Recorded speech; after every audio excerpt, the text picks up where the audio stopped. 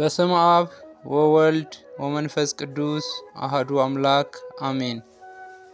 ክርስቶስ ተንሥአ እሙታን በዐቢይ ኃይል ወሥልጣን አሰሮ ለሰይጣን አግዓዞ ለአዳም ሰላም እምይእዜሰ ኮነ ፍስሐ ወሰላም።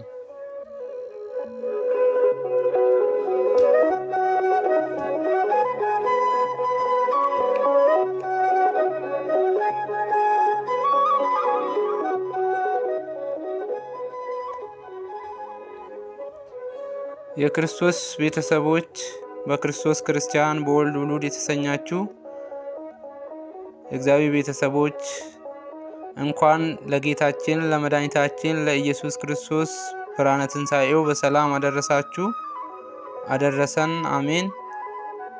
እንግዲህ ትንሣኤው የሰላም የፍቅር የአንድነት እንዲሆንልን እየተመኘው እንግዲህ ስለ ክርስቶስ ትንሣኤ ጥቂት ነገር ከረጅም ባጭሩ ጥቂት ነገር ካልኳችሁ በኋላ በዚህ በትንሣኤ ሳምንት ይሄኛው ሳምንት ስያሜ እያንዳንዱ ቀናት ስያሜን እናያለን ማለት ነው። ስለ ትንሣኤ ብዙ ነገር አይደለም፣ ብዙ ሊቃውንት ብዙ ነገር ብለዋል፣ ብዙም ተምረናል። በትንሣኤውም ዕለት በዕለተ እሁድ ሌሊት አባቶች ብዙ አስተምረዋል።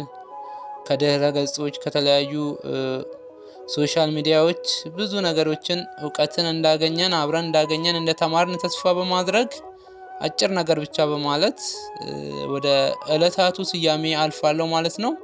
በጥሞና እስከ ፍጻሜ እንድትከታተሉኝ በትህትና ጠይቃለሁ። ወደዛው እናልፋለን።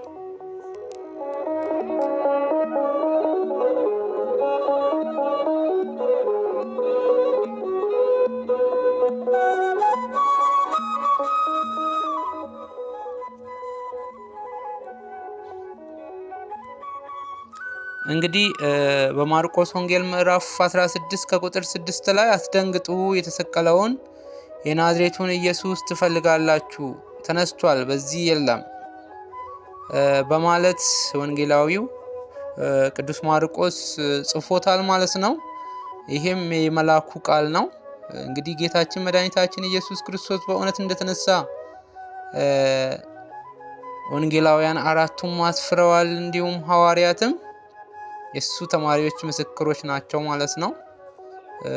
እንዲሁም ማርያም መግደላዊት ማልዳ ከሁሉ አስቀድማ ትንሣኤውን እንዳየች ትንሣኤውን ከሁሉ ቀድማ ለማየት ክብር እንደበቃችና ጌታችን መድኃኒታችን ኢየሱስ ክርስቶስ እንደተነሳ እንደመሰከረች በቅዱስ ቃሉ ተጽፎ እናገኛለን ማለት ነው። እንግዲህ ምንድነው እሱ? ከመቃብሩ ድንጋዩ ተንከባሎ እንደተገኘ ሁለት ነጫጭ ልብስ የለበሱ መላእክትም ድንጋዩ ላይ ቁጭ ብለው እነዚህ ቅዱሳት አንስቶችን በሌሊት የጌታችንን ኢየሱስ ክርስቶስን ስጋ ሽቶ ለመቀባት የሄዱትን ቅዱሳት አንስቶችን እንዳናገሯቸው እንደተነሳ እንደነገሯቸው ተጽፎ እናገኛለን ማለት ነው። እንግዲህ አራቱንም ወንጌላውያን ስናነብ የጌታችን የመድኃኒታችን ኢየሱስ ክርስቶስን ትንሣኤ እናረጋግጣለን ማለት ነው በወንጌሉ ላይ።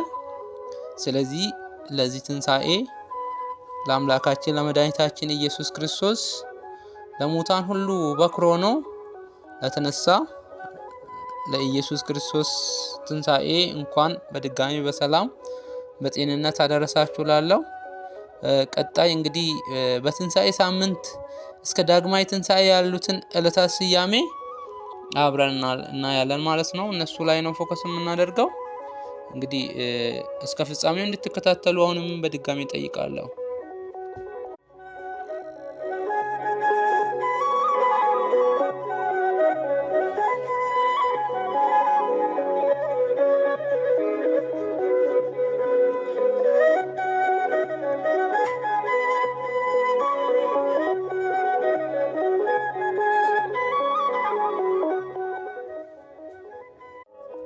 እንግዲህ ውድ ኦርቶዶክሳውያን ሰሙነ ፋሲካ በመባል የሚታወቀው ሳምንት ከትንሣኤ እሁድ ቀጥሎ ያሉት ዕለታት ሰሙነ ፋሲካ ወይም ትንሣኤ እየተባሉ የየራሳቸውን ምስጢራዊ ስያሜ አላቸው ማለት ነው። እነዚህንም አንድ በአንድ ስናይ አንደኛው እንግዲህ ሰኞ ነው፣ የዛሬው ሰኞ ማለት ነው። ሰኞ ማዕዶት ይባላል። ማዕዶት ማለት መሻገር፣ ማለፍ ማለት ነው። በዚህ ዕለት በፋሲካችን በክርስቶስ ትንሣኤ ከድቅድቅ ጨለማ ወደሚደንቅ ብርሃን፣ ከሞት ወደ ሕይወት፣ ከሲኦል ወደ ገነት፣ ከአሳር ወደ ክብር መሻገራችንን እናስባለን ማለት ነው። ጌታችን በሞትና ትንሣኤው ነፍሳትን ከሲኦል አውጥቶ ወደ ገነት አሻግሮ ለማስገባቱ መታሰቢያ ሆኖ ጸአተ ሲኦል ማዕዶት ትባላለች ማለት ነው። ዮሐንስ ወንጌል ምዕራፍ 19 ከቁጥር 18 እንዲሁም ሮሜ ምዕራፍ 5 ከቁጥር 10 እስከ 17 የዳግም ትንሣኤው ማግስት ያለችው ግን ገበሬው ወንዶቹ እርሻ ቆፋሪውንም ንግዱንም ተግባረ ዕዱንም ሁሉ ሴቶቹም ወፍጮውን ፈትሉን ስፌቱን የሚጀምሩባት ዕለት ስለሆነች እጅ ማሟሻ ሰኞ ትባላለች ማለት ነው።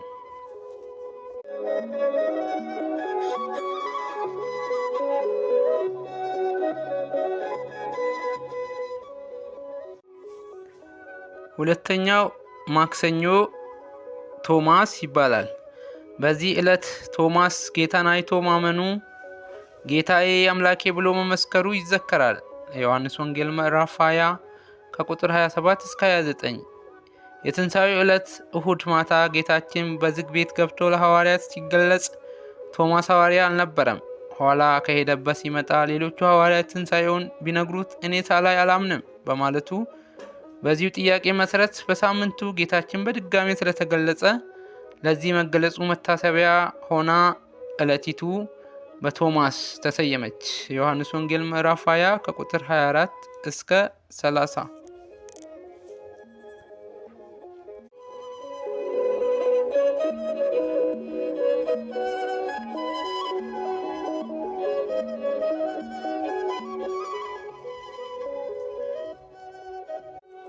ረቡዕ አልዓዛር ይባላል። በዚህም ዕለት ትንሣኤና ሕይወት የሆነው ጌታችን መድኃኒታችን ኢየሱስ ክርስቶስ አልዓዛርን ከሞት እንዳስነሳው እናስባለን።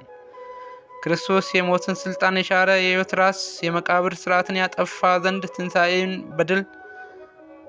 በድልም ያደረገ ንጉሥ መሆኑን እንመሰክራለን። ከሞተና ከተቀበረ 4 ቀን በኋላ ከመቃብር ጠርቶ ላስነሳው አልዓዛር መታሰቢያ የእርሱን ተነስቶ በማየት በጌታችን ብዙ ሕዝብ ስላመነበት ቀኒቱ አልዓዛር ተብላ ትታሰባለች። ዮሐንስ ወንጌል ምዕራፍ 11 ከቁጥር 38 እስከ 46።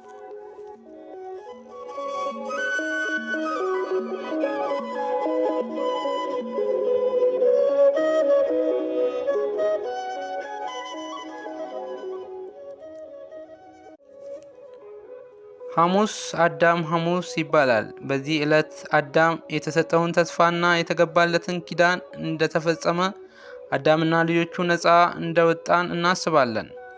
የአዳም ተስፋው ተፈጸመለት፣ ከነ ልጅ ልጆቹም ወደ ቀደመ የገነት ክብሩ ለመግባቱ መታሰቢያ ሆና አዳም ሐሙስ ተብላ ይኸውም ትከበራለች። ሉቃስ ወንጌል ምዕራፍ 24 ከቁጥር 25 እስከ 49።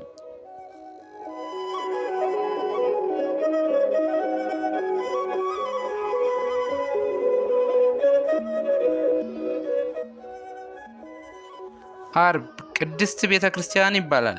በክርስቶስ ደም ተዋጅታ በተመሰረተችው ቅድስት ቤተ ክርስቲያን ታላቅ መታሰቢያ በመሆኗ በሰሙነ ፋሲካ ያለችው አርብ ቤተ ክርስቲያን ተብላ ትጠራለች። የማቴዎስ ወንጌል ምዕራፍ 26 ከቁጥር 26 እስከ 29፣ የሐዋርያት ሥራ ምዕራፍ 20 ከቁጥር 28። በዚህም ዕለት ቤተ ክርስቲያን በክርስቶስ ሞትና ትንሣኤ ስለመመስረቷ ይሰበካል። ክርስቶስ ስለ እርሷ ራሱን አሳልፎ ሰጥቶ ቤዛ ሆኖ በደሙ አንጽቶ በትንሣኤው ዕድል ሰጥቶ እንዳከበራት ይነገራል። ቤተ ክርስቲያን ስንል ሕንፃው ሳይሆን አማኞች ነው፣ ክርስቶስ ለሕንፃ አልሞተምና።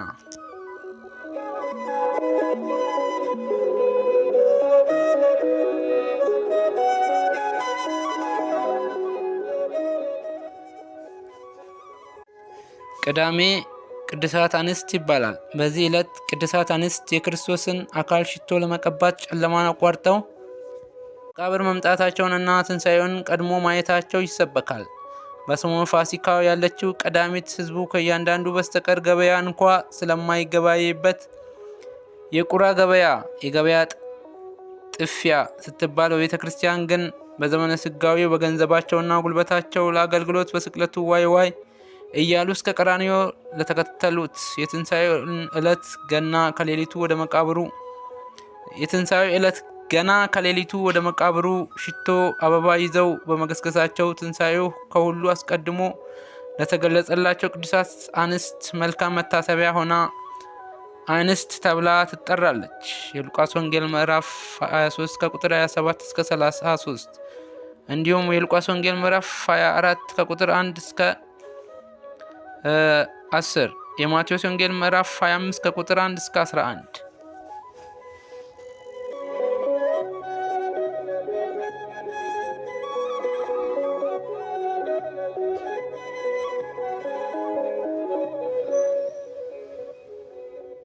እሁድ ዳግማዊ ትንሣኤ ይባላል። በዚህ ዕለት ክርስቶስ ለሶስተኛ ጊዜ ለደቀ መዛሙርቱ ተገልጦ ሰላምን መስበኩና ስልጣን መስጠቱ ይሰበካል።